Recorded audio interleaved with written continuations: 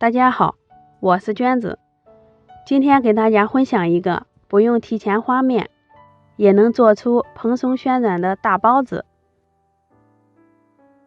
这是在菜园里拔的青菜，都挺鲜嫩的，先给它清洗干净。锅里水开之后，加一勺盐，放入青菜焯一下水。加盐能使青菜的颜色更加翠绿，约烫上30秒，控水捞出来，倒在盆里过一下凉水。洗净的香菇切条以后再切碎，再切点胡萝卜条，也切成小碎丁。在小碗里打入2个鸡蛋，充分的将鸡蛋液搅散。锅里油热以后，倒入鸡蛋液，快速的翻炒成颗粒状，盛出来备用。锅里留底油，倒入葱花、姜末，翻炒出香味儿。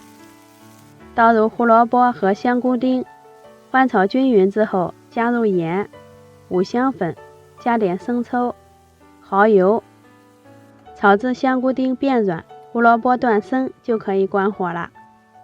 倒在盘子里放凉。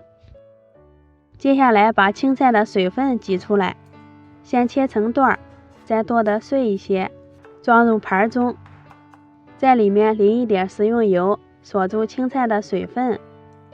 拌匀以后，倒入炒好的香菇丁，鸡蛋也加进来，再次翻拌均匀，香喷喷的馅料就调好啦。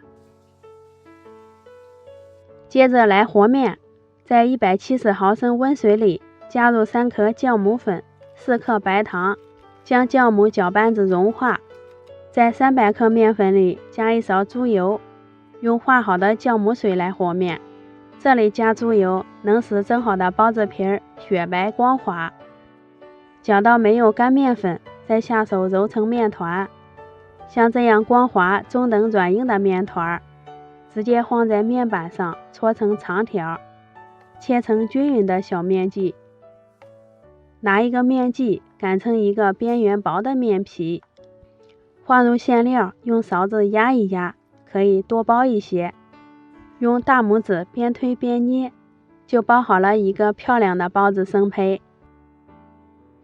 放在蒸笼里，中间留足够的空隙。锅里准备半锅温水，微微烫手就行了。把蒸笼放到上面，醒滑至原来的1.5倍大。时间到，我们看一下，生胚体积明显变大，就是醒好的状态。开大火烧开，蒸上15分钟。关火以后再焖上5分钟，就可以打开锅盖了。哇，白白胖胖的大包子就蒸好啦！